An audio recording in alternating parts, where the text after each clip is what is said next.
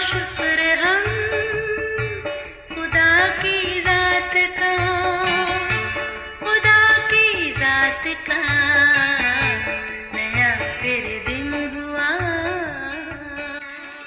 آج کی آیت، اے مالکو اپنے نوکروں کے ساتھ یہ جان کر عدل اور انصاف کرو کہ آسمان پر تمہارا بھی ایک مالک ہے۔ کلسیوں 4 باب پہلی آیت۔ عزیزو، کل کائنات کی تخلیق جب اپنے اختتام کو پہنچی تو خدا نے بنی نوع انسان کو برکت دی اور کہا پھلو اور بڑھو اور زمین کو معمور اور محکوم کرو اور سمندر کی مچھلیوں اور ہوا کے پرندوں اور کل جانوروں پر جو زمین پر چلتے ہیں اختیار رکھو، اور تمام روئے زمین کی کل بیج دار سبزی اور ہر درخت جس میں اس کا بیج اور پھل ہو تم کو دیتا ہوں، یہ تمہارے کھانے کو ہوگا۔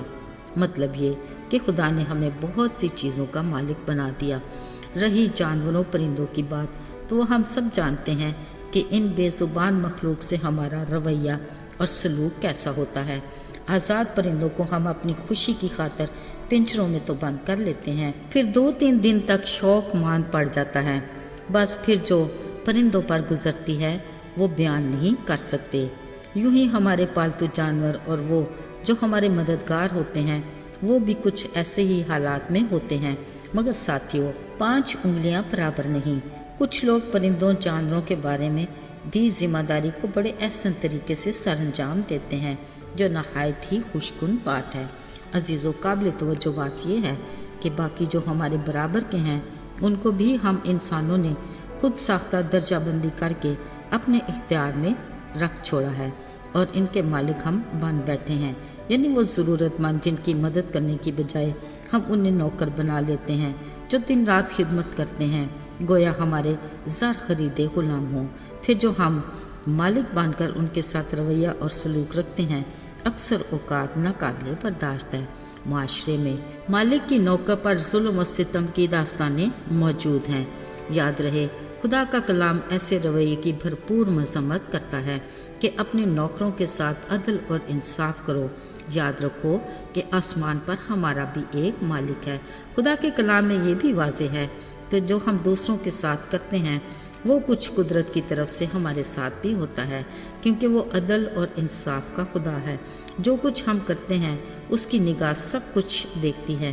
میرے عزیزو، یاد رہے یہاں مالک اور نوکر کا رشتہ صرف وہ نہیں جو ہمارے گھروں میں دن رات خدمت کرتے ہیں، بلکہ وہ لوگ بھی ہیں جو کسی نہ کسی شعبے میں کسی پروجیکٹ میں ہمارے زیر نگران ساتھ کام کرتے ہیں۔ ان کے ساتھ بھی ہمارا رویہ اور عدل انصاف کا ہی ہونا چاہیے، مگر افسوس انسانی فطرت بڑی ہی بے رحم ہے۔ عزیزو، سادہ مزاج کاریگر کی لکڑی کی بنائی کرسی پر بیٹھنے والا انسان خود کو فولاد کا سمجھنے لگ جاتا ہے۔ ذرا سا اختیار کیا ملا بے اختیار بن جاتا ہے، گویا انسان خود کو خدا ہی سمجھنے لگ جاتا ہے۔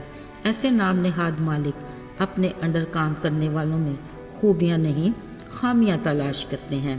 انا اور تکبر کی ایسی خوش فہمی کہ ذرا سی غلطی یا خطا بھی معاف کرنے کا حوصلہ نہیں ہوتا۔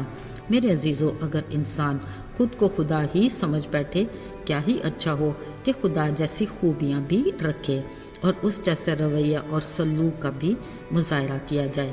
بطور مسیحی ہماری سوچ مثبت ہونی چاہیے، خدا کے جیسا اخلاق و کردار بھی ہونا چاہیے۔ صداقت اسی میں ہے کہ دوسرے پر رحم خود اپنے پر رحم کھانا ہے، یعنی دوسرے پر ظلم کرتے اپنے انجام سے بے خبر نہ رہیں۔ ہم اپنے قرض چکانے کی جدوجہد کرتے ہیں، دوسرے کا قرض معاف نہیں کرتے۔ یاد رہے، ہمارا مالک خدا جو آسمان پر عدل اور انصاف کے تخت پر بیٹھا ہے، اس کا فرمان ہے کہ رحم کرو، تم پر بھی رحم کیا جائے گا۔ پہلے دوسرے کے قصور معاف کرو، پھر تمہارے قصور بھی معاف کیے جائیں گے۔ میرے عزیزو، ہمیں سنجیدگی سے سوچنے کی ضرورت ہے۔